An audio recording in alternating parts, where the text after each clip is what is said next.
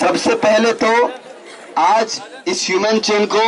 Successful बनाने के लिए तमाम सारे आउटसाइडर का मैं शुक्रिया अदा करना चाहता हूं। जो प्रशासन सोचता है कि आउटसाइडर है, क्योंकि आज यहाँ पे जो लोग मौजूद हैं वो जेएनयू से जुड़े हुए हैं, वो जेएनयू से पास आउट हैं या फिर इस आंदोलन के सोलिडारिटी में खड़े हुए हैं। वो लोग आज यहाँ पे आकर के जेएनयू का जो ऑनगोइंग हंगर स्ट्राइक है उसको सक्सेसफुल बनाते हुए ये ह्यूमन चेन को फॉर्म किए हैं। दोस्तों, अगर एडमिनिस्ट्रेशन का मानना है कि आउटसाइडर का डेफिनेशन क्या होगा, आउटसाइडर में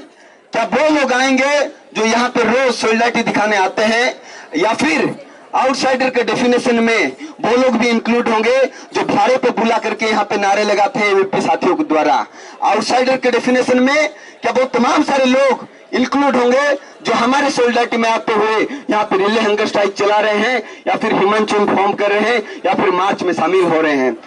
अगर इस कैंपस में हाल ही की स्थिति में सबसे बड़ा कोई अगर आउटसाइडर है तो हमारे वाइस चांसलर साहब है, क्योंकि आईआईटी से आए हुए हैं, जेएनयू से कोई नाता रिश्ता उनका है नहीं। इसीलिए दोस्तों,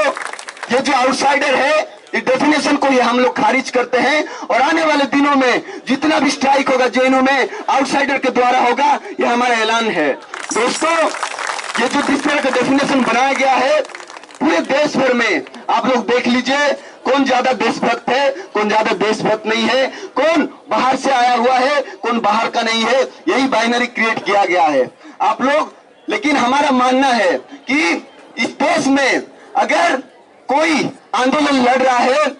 आदिवासी के सवाल पे, दलितों के सवाल पे, मुस्लिम के सवाल पे, महिलाओं के सवाल पे, तो वही सारे लोग जो अपना जो अधिकार के लिए लड़ रहे हैं इस देश में, वही सारे लोग इनसाइडर हैं, बाकी सारे लोग आउटसाइडर हैं जो दलाली करते आए हुए हैं। उनका इतिहास रहा है अंग्रेजी का भी दलाली करते हुए। इसलिए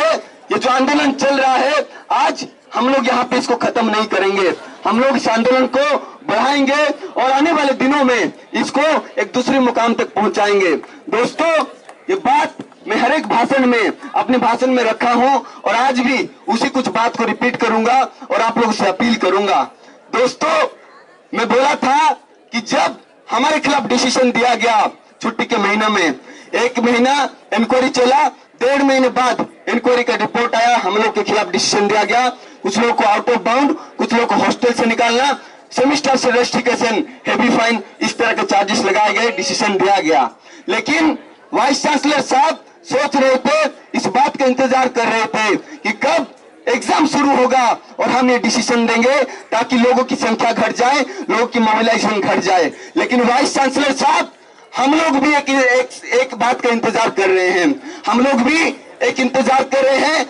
वो ये है कि आप एग्जाम शुरू होने का इंतजार कर रहे थे, हम लोग एग्जाम खत्म होने का इंतजार कर रहे हैं ताकि स्टूडेंट्स आएंगे फिर आंदोलन पे शामिल होंगे। और आज जब हम लोग 19 लोग शुरुआत में इंडेफिनेट हंगर स्ट्राइक पे बैठे हुए थे, बहुत सारे साथियों का हालत बिगड़ा,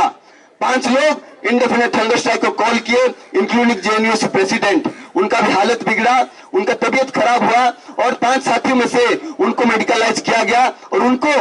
अपना जो इंडेफिनेट हंगर स्ट्राइक है उसको तोड़ना पड़ा। लेकिन उसके सॉलिडारिटी में और 2 साथी इंडेफिनेट हंगर स्ट्राइक पे बैठे हैं। और इस बात को हम लोग बोलना चाहते हैं, जब 5 साथी उठे इंडेफिनेट हंगर स्ट्राइक से, बगल में एबीवीपी के लोग जो ड्रामा कर रहे थे, हंगर स्ट्राइक नहीं कर रहे थे, ड्रामा करने आए हुए थे यहाँ पे। क्योंकि ड्रामा इसीलिए इनके मन में, इनके दिमाग में हंगर स्ट्राइक का कोई कॉन्सेप्ट नहीं था। कॉन्सेप्ट कहां से आया? जब हम लोग इस यहीं पे इस आजादी चौक पे जब हम लोग प्रेस कॉन्फ्रेंस किए और अपना जो हंगर स्ट्राइक को ऐलान किए, इनके दिमाग में अचानक से वो हंगर स्ट्राइक का कॉन्सेप्ट आया और सोचे कि अगर जेएनयू के लोग हंगर स्ट्राइक शुरू कर देंगे तो जगह नहीं मिलेगा, इसीलिए उस रात से ही बैठना शुरू कर दिए। लेकिन इस बात को उस दिन भी मैं बोला और आज भी मैं बोलना चाहता हूं, हमारा जो हंगर स्ट्राइक है ऑल ऑर्गेनाइजिंग मीटिंग में तय हुआ था। इन लोगों का जो हंगर स्ट्राइक था झंडेवाला से तय हुआ था, नागपुर से तय हुआ था। इसीलिए लोग 8वें दिन के बाद टिक नहीं पाए और बोले कि 8वें दिन बाद हम लोग प्रशासन को झुका दिए हैं। भाई साहब, किस तरीके से झुकाए। 10,000 फाइन दे करके अगर प्रशासन को झुकाना है, ये तुम्हारे डेफिनेशन में झुकाना होगा। हमारे डेफिनेशन में सारे के सारे चार्जेस को वापस लेना है, तभी जाकर प्रशासन को हम लोग झुकाएंगे, ये हमारा मानना है। और आज इस कमिटमेंट के साथ हम लोग बैठे हुए हैं कि अगर इस कैंपस में जिन जिन स्टूडेंट्स के अगेंस्ट में एक्शन लिया गया है, आने वाले दिनों में अगर प्रशासन कोशिश करेगा कि कुछ स्टूडेंट्स को यहां से निकाल दिया जाए, लेकिन हम लोग हमारे आंदोलन के जरिए इस बात का इंश्योर करेंगे कि आने वाले दिनों में जेएनयू से एक भी स्टूडेंट्स कैंपस से बाहर नहीं जाएगा। अगर आने वाले दिनों में इस कैंपस से कोई बाहर जाएगा तो प्रोफेसर अमिता सिंह जाएगी और वाइस चांसलर साहब जाएंगे, यह हमारा ऐलान है। इसीलिए दोस्तों, साथ ही साथ जब आज 10 दिन का हंगर स्ट्राइक है और हम लोग बैठे हुए हैं, कंटिन्यू करेंगे, लेकिन आज 10वें दिन के हंगर स्ट्राइक में हमारे सोलिडारिटी में आए हुए लोग, जेएनयू के अलुमनी ग्रुप, जेएनयू टीए के लोग और तमाम सारे जो सिटीजन्स दिल्ली के हमारे सोलिडारिटी में आए हुए हैं, मैं उनका धन्यवाद देना चाहता हूं, उनको मैं लाल सलाम करना चाहता हूं। साथ ही साथ हमारे इस ऑनगोइंग हंगर स्ट्राइक के सपोर्ट में आज बिहार में तमाम सारे छात्र, युवक और तमाम सारे लोग इस ऑनगोइंग हंगर स्ट्राइक के सपोर्ट में वहां पे जो रेल है उसका चक्का जाम करते हुए वो लोग हमारे सोलिडारिटी में खड़े हुए हैं। आने वाले दिनों में जिस तरीके से आज हमारे साथियों ने बिहार के अंदर रेल को रोकते हुए हमारे जो आंदोलन है उसको सोलिडारिटी में खड़े हुए हैं, आने वाले दिनों में हम लोग इस बात का इंश्योर करेंगे कि जो जेएनयू प्रशासन का बुलेट ट्रेन है और जो हमारी सरकार का बुलेट ट्रेन है उसको हम लोग जाम करेंगे और हमारा जो आंदोलन है उसको हम लोग आगे लेके जाएंगे। साथियों, मैं इस आंदोलन को शुरू होने से पहले, ये जो मार्च था, ये जो ह्यूमन चेन था, उसको शुरू होने से पहले भी इस बात को बोला था कि अभी 10 दिन हो गया है, लेकिन इस कैंपस में 10 तारीख को और एक चीज होने वाला है, वो है इस कैंपस का एकेडमिक काउंसिल मीटिंग। जो काउंसिल मीटिंग जिसपे तमाम सारे स्टूडेंट्स रिलेटेड इश्यूज और कैंपस रिलेटेड इश्यूज चर्चा किया जाता है, लेकिन वाइस चांसलर साहब कोई भी डायलॉग में आना नहीं चाहते हैं, कोई भी बात सुनना नहीं चाहते हैं, फिर भी वो एकेडमिक काउंसिल मीटिंग बुलाए हुए हैं। लेकिन हमारा यही बात कहना है, जो पहले भी मैंने अनाउंस किया था कि इस बार के एकेडमिक काउंसिल मीटिंग में हम लोग जाएंगे जरूर, लेकिन अगर सबसे पहले कोई बात इस बार के ऐसी मीटिंग में चर्चा होना होगा तो वो रेस्ट्रिक्शन पे होगा, वो आउट ऑफ बाउंड पे होगा और हमारे जो हेवी फाइन लगाया गया है उस पे होगा। इस बार के एकेडमिक काउंसिल मीटिंग में सबसे पहले अगर किसी बात का चर्चा होना होगा तो जो ओबीसी रिलैक्सेशन को घटा दिया गया है, जो वाईओ का इशू पेंडिंग है, जो डिप्राइवेशन पॉइंट्स पे तमाम सारे चेंजेस आए हुए हैं, या फिर जो हॉस्टल का क्राइसिस है इतने दिनों से पेंडिंग है, उस पर चर्चा होना होगा। इसीलिए दोस्तों, इस बार का एकेडमिक काउंसिल मीटिंग अनोखा होगा और हटके होगा, क्योंकि यह अपील है जेएनयू स्टूडेंट यूनियन की तरफ से आप तमाम सारे लोगों को, इस बार के एकेडमिक काउंसिल मीटिंग में उसके बाहर हम लोग जेएनयूएसयू और जेएनयू टीए मिल करके प्रोटेस्ट करेंगे और भारी मात्रा में प्रोटेस्ट करेंगे। लेकिन इस बार का इसी मीटिंग के सामने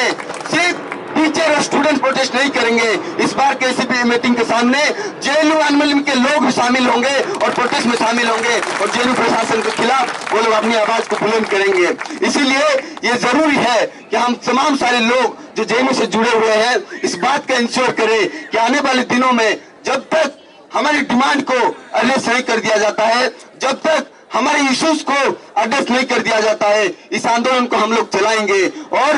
10 दिन में तमाम सारे भूख हड़ताली साथियों का हालत बिगड़ा हुआ है, लेकिन वही बात बोलना चाहता हूं, तमाम सारे जो इंडेफिनिट हंगर स्ट्राइकर्स है उनका बीपी लो है, कीटोन 4+ हो गया है और उनका जो ब्लड शुगर लेवल है वो भी नॉर्मल नहीं है। इसीलिए हम लोग मानते हैं कि हमारे जो हेल्थ का कंडीशन है वो खराब है, लेकिन जो लड़ने का जज्बा है अभी वो भी इतना ही मजबूत है जो पहले दिनों था और इसको हम लोग कंटिन्यू करेंगे। इसीलिए दोस्तों, मैं अपनी बात को ज्यादा नहीं बढ़ाऊंगा, बहुत ही संक्षेप में रखते हुए आप लोग से उम्मीद करता हूं कि कल का जो मार्च है गंगा ढाबा से निकल करके 8 ब्लॉक पे आएगी। आप तमाम सारे लोग जो आज की ह्यूमन चेन को सक्सेसफुल बनाए हैं उस मार्च को भी आप लोग सक्सेसफुल बनाइए और इस बात का इंश्योर करिए कि हम लोग एक बड़ा मैसेज देंगे जेएनयू प्रशासन को, और जेएनयू प्रशासन का जो सोच है कि अगर एग्जाम शुरू हो जाएंगे, सेशन खत्म हो जाएगा और गर्मी की छुट्टी शुरू हो जाएंगे तो लोग अपने टिकट बनाते हुए घर पे रवाना शुरू हो जाएंगे, घर पे जाना शुरू हो जाएंगे। लेकिन इस बात को हम लोग को आज बोलना पड़ेगा वाइस चांसलर साहब को कि शायद आप नए इस कैंपस में नए होंगे, इसीलिए इस कैंपस का आपको रवायत नहीं मालूम है, इस कैंपस का हिस्ट्री आपको पता नहीं है। 2007 में जब 10 स्टूडेंट्स को वर्कर्स के इश्यूज को लेते हुए लड़ते लड़ते उनको रेस्ट्रिकेट किया गया था, उसी मई के महीने में ये कैंपस का इतिहास है कि कैंपस के लोगों ने, कैंपस के स्टूडेंट्स ने और मजदूरों ने इस बात का इंश्योर किया कि ये जो तमाम सारे 10 रेस्ट्रिक्शन हुए थे उसी गर्मी के महीने में आपको वापस लेना पड़ेगा। और आंदोलन इतना इंटेंसिव था कि गर्मी की छुट्टी खत्म होने से पहले 10 से 10 स्टूडेंट्स को वापस लेना पड़ा। ये एडमिनिस्ट्रेशन झुका था। आज वही इतिहास हम लोगों को दोहराने की जरूरत है और बोलना पड़ेगा कि हम लोग एग्जाम खत्म करेंगे लेकिन घर नहीं जाएंगे। एग्जाम खत्म होने के बाद अपना जो एंट्रेंस की तैयारी है आज लोग को बैठ के करेंगे और एडमिनिस्ट्रेशन का जो सोच है उसको हम लोग खारिज करेंगे। आज हम लोग जो नारा दे रहे हैं स्टे बैक फाइट बैक, इस नारे को हम लोग को बुलंद करते हुए बोलना पड़ेगा कि गर्मी की छुट्टी में हम लोग स्टे बैक करेंगे और एडमिनिस्ट्रेशन को फाइट बैक करेंगे और गर्मी की छुट्टी खत्म होने से पहले ही सारे रेस्ट्रिक्शन को वापस लेना पड़ेगा। सारे जितना भी चार्जेस लगाए गए हैं उसको वापस लेना पड़ेगा। इस बात का हम लोग को इंश्योर करना पड़ेगा। और ऐसी मीटिंग में जब हम लोग उस दिन प्रोटेस्ट करेंगे, आप लोग की रिस्पॉन्सिबिलिटी है क्योंकि हम तमाम सारे लोग यहाँ पे इंडेफिनेट हंगर स्ट्राइक पे बैठे हुए हैं, इसलिए आप लोग का रिस्पॉन्सिबिलिटी है स्टूडेंट के बीच जाए, रूम टू रूम कैंपेन करे और मोबिलाइज करे और इस बात का इंश्योर करे कि उस दिन जब ऐसी मीटिंग होगा तो इस बात को हम लोग इंश्योर करेंगे कि ऐसी मीटिंग के बाहर 2000 स्टूडेंट्स वहां पे मौजूद होंगे और हमारा जो प्रोटेस्ट है उसको हम लोग करेंगे। और वही आखिरी बात के साथ मैं अपनी बात को खत्म करूंगा जो पहले भी मैंने अपनी स्पीच में रखा था। इस जो मार्च था उसको शुरू होने से पहले वाइस चांसलर साहब आज 3 महीना हो गया है जेएनयू को ज्वाइन करते हुए, इसलिए उनका पहला इसी मीटिंग होगा। लेकिन अगर इस बार हमारे इश्यूज को एड्रेस नहीं किया गया, अगर इस बार हमारे डिमांड पे कोई डिसीजन नहीं लिया गया तो वाइस चांसलर का ये पहला और आखिरी ऐसी मीटिंग होगा। इस बात को हम लोग इंश्योर करेंगे। बस इसी के साथ मैं अपनी बात को खत्म करूंगा और आप तमाम सारे लोग जिस मार्च में शामिल हुए हैं, ये जो ह्यूमन चेन है उसको सक्सेसफुल बनाए हैं, इसी के साथ मैं धन्यवाद देते हुए अपना जो बात है उसको खत्म करूंगा। और मैं उम्मीद करता हूं आप लोग आने वाले दिनों में बढ़ चढ़ के हिस्सा लेकर के इस आंदोलन को आगे बढ़ाएंगे। और इस मीटिंग को चलाने के लिए जेएनयू स्टूडेंट यूनियन के वाइस प्रेसिडेंट कॉमरेड सेला को मैं गुजारिश करूंगा